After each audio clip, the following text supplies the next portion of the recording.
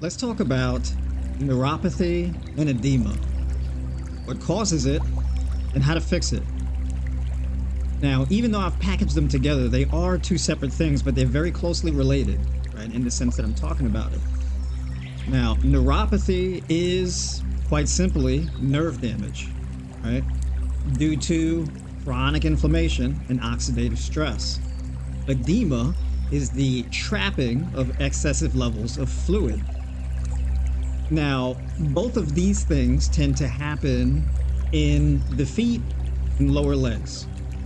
Sometimes in the hands and wrists, right? But it's most frequently in the lower legs. Now, a lot of circulation problems mostly affect the feet and lower legs. Now, it can travel to other areas of the body, but this is where it's most prevalent.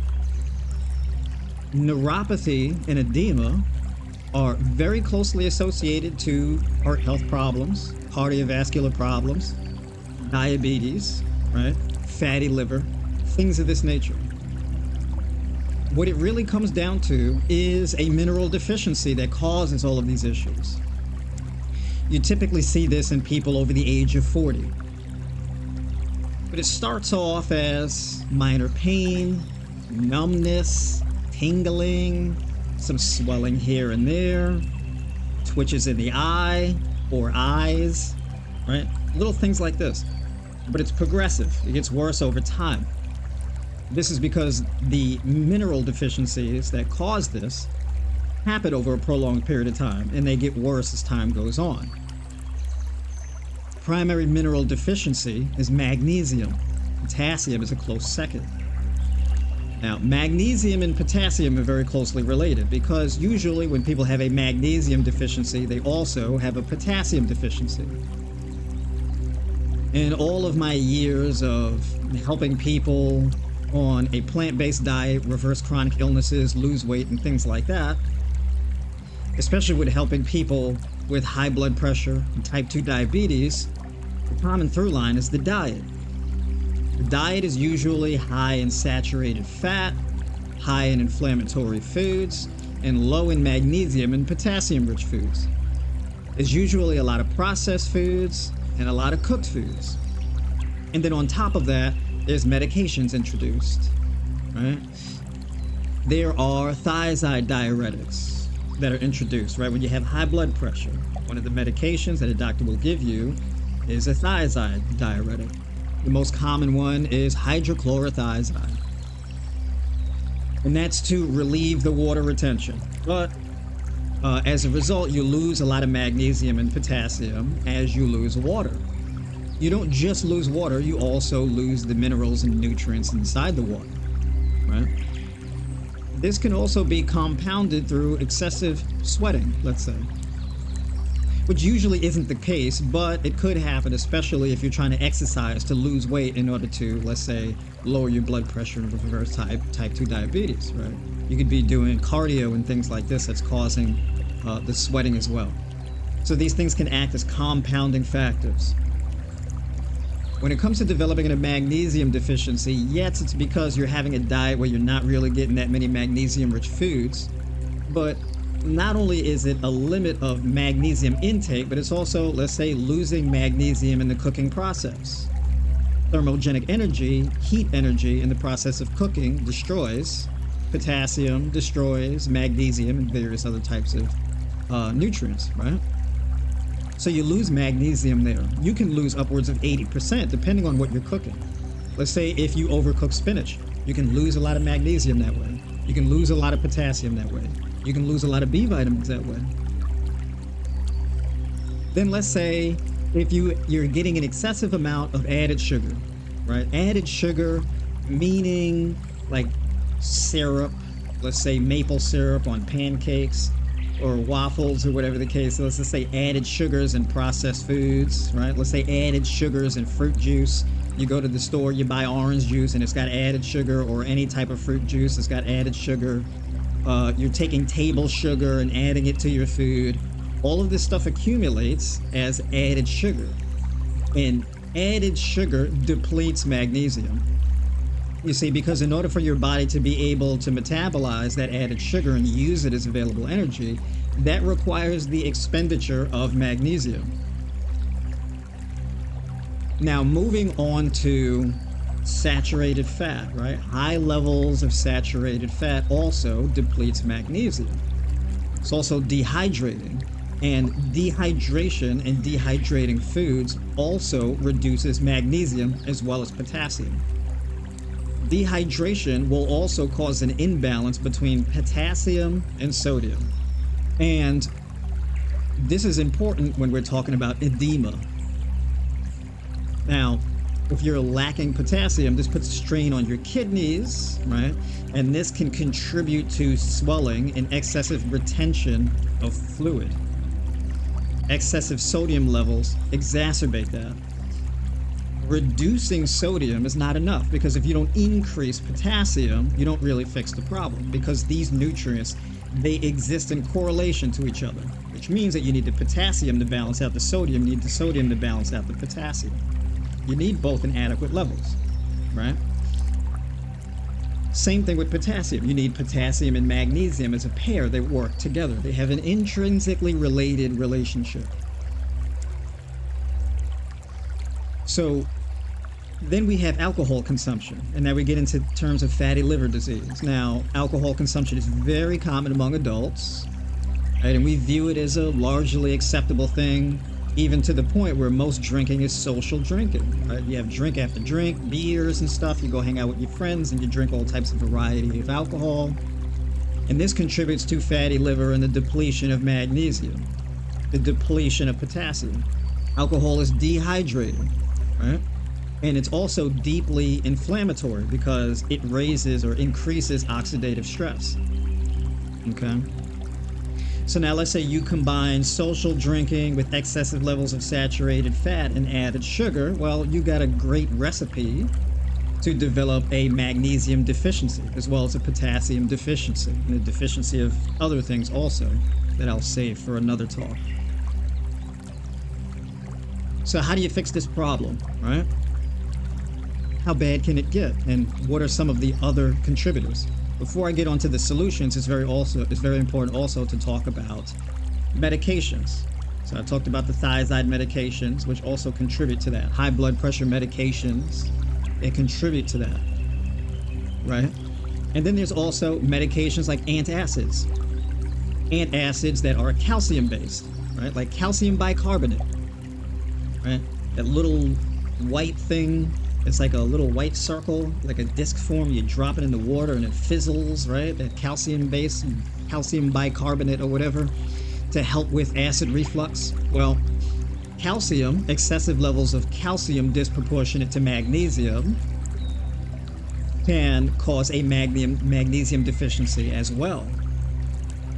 And a big problem with this is the fact that this can result in atherosclerotic plaque buildup and make you more vulnerable to kidney stones and gallstones, things of this nature, right? Because those stones, a major ingredient of those stones is calcium, right? So calcium, it becomes crystallized. Atherosclerotic plaque, the calcification of tissues that are supposed to be soft and flexible, right? Vascular tissue, veins, arteries, right? As well as your heart itself. There can be calcification happening there due to excessive levels of blood calcium. Okay? So, this is one of those reasons why I'm not a big fan of taking a calcium supplement. If you're gonna supplement with calcium, you could pair it with magnesium. You gotta have a really good reason to supplement with it.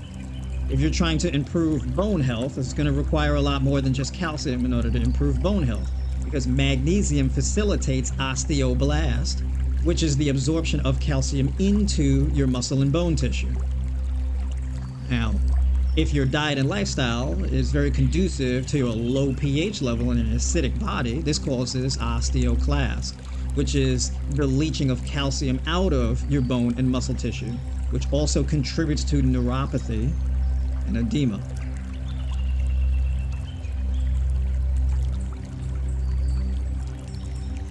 This leads to a whole host of things: kidney disease, liver disease, diabetes, high blood pressure, vascular disease, coronary heart disease, etc. So let's get on to solutions. Well, people say, well, I cut out all sugar. You don't need to cut out all sugar. Sugar in your diet's not the problem, it's added sugar. I'm eating apples and grapes. Now, apples, you can argue, very sugary. Grapes, very sugary. But the difference is, it's not added sugar. You see, these apples and grapes are rich sources of potassium, fiber, water, vitamin C, B vitamins, as well as magnesium. So it's not sugar on its own, it's coming with all types of antioxidants, vitamins, minerals, and amino acids that reduce oxidative stress and can reverse things like neuropathy and edema, and fatty liver, kidney disease, etc. Healing raw plant-based foods.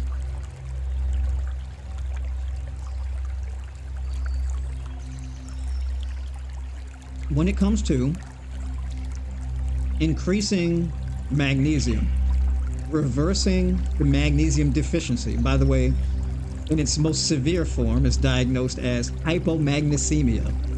Right? You need water-rich foods, right? Fruits and raw fruits and vegetables. Potassium and magnesium-rich raw fruits and vegetables. Then along with that, you have nuts and seeds, things like pumpkin seed kernels, hemp seeds, or my favorite, hulled hemp seeds, because they digest easier. It's easier on your gut. Chia seeds is another one, right? Peanuts, cashews, pistachios. These are great sources of potassium as well as magnesium, as well as omega-3 essential fatty acids, which are very conducive for brain health and your nervous system overall. Mustard greens, cabbage like bok choy. Then you got spinach, baby spinach. You got watercress, arugula. Leafy green vegetables like this are also conducive to increasing magnesium levels, reducing that magnesium deficiency. So this is why a raw vegan diet is so beneficial for people with high blood pressure, diabetes, kidney disease, fatty liver, hypothyroidism, hyperthyroidism, acid reflux, GERD, gout, all these type of things, right? This is why, because of the mineral balance. And magnesium is one of those essential minerals that you need in order to alkalize your body and bring up your pH level. Your kidneys will thank you for doing so. Finally, we have supplementation. Now, if you have a mineral deficiency, a chronic mineral deficiency, it can take quite a while to reverse that mineral deficiency. It can take you anywhere from 4 to 20 weeks, depending on how much oxidative stress is in your body, right? Because that oxidative stress also is draining on magnesium stores. So supplementation can be quite useful here. If you're going to supplement with magnesium, ideally you would supplement with a chelated form. This is magnesium that is bound to an amino acid. Some of the ideal forms that I'm partial to is magnesium glycinate. It's magnesium paired with glycine. This is very beneficial for sleep quality. And sleep quality is a big deal because people with the chronic illnesses that I've just named, the one thing they all have in common is poor sleep quality. It's very difficult to sleep good at night.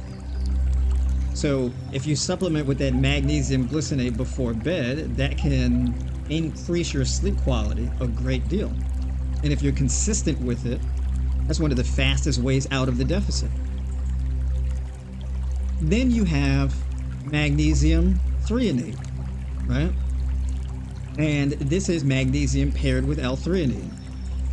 And this is very good for neurological support, brain chemistry, right? That type of thing. This is very important for, let's say, thyroid function. Very important for pituitary function. Very important for adrenal function, right? Essentially, everything connected to your C and T spine. So this is great to start off with first thing in the morning for that mental sharpness in case you're dealing with brain fog, which if you have things like type 2 diabetes, fatty liver disease, kidney disease, things like this, you're probably dealing with brain fog as well.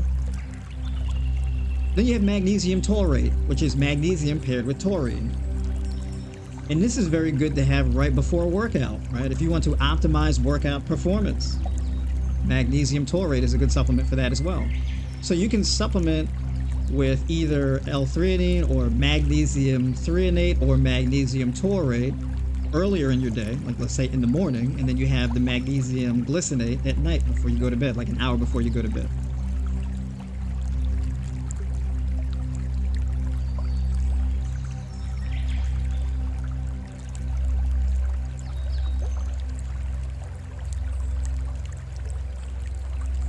So these things combined, you can get your full day's worth of magnesium from this supplement. And the beautiful thing about the supplements is the absorption. You maximize absorption in a way where food doesn't. You don't absorb 100% of the nutrients from your food. Your body tightly regulates mineral, vitamin, and amino acid absorption. And that's a protection. Think about traffic control, or let's say you go to a club or a lounge and there's a long line, and then there's the door to get in, and then there's a bouncer right out in front, and the bouncer lets in a certain amount of people and then puts that velvet rope up, and then that bouncer doesn't let in more people until they get the green light from the inside to bring in more people, right? This is what your body does. It regulates that traffic when it comes to food. With supplementation, not so much, right? This can be very good or it can be very bad. This is why you don't supplement with things that you don't need to. This is also why I'm not a big fan of multivitamins. Because in a multivitamin, you're supplementing with everything, but you may not need to supplement with everything. And most people don't need to supplement with everything. You just need to supplement with things that you're lacking. So you should be very deliberate in what you choose to supplement with. Because if you supplement with too much, it can become toxic, and it can cause a mineral deficiency somewhere else. An example of that would be, let's say, if you supplemented with too much zinc, you could develop a copper deficiency. Because zinc and copper are very intimately paired with each other, which means they have to be proportionate. Similar to that magnesium and calcium. Too much calcium can contribute to a magnesium deficiency. Too much zinc can cause a copper deficiency, right? Things of this nature. So you need balance. It's not even necessarily about how much you get, it's about balancing the ratios between the different minerals, vitamins, and amino acids and enzymes in your body, right? So changing your diet, having a raw vegan or high raw vegan diet comprised of an abundance of fruits, vegetables, nuts, and seeds. And then, of course, if you're high raw, eating a cooked meal, you would have legumes, some whole grains, that kind of thing. And then supplementing with a chelated form of magnesium. And in short, that's pretty much how it works.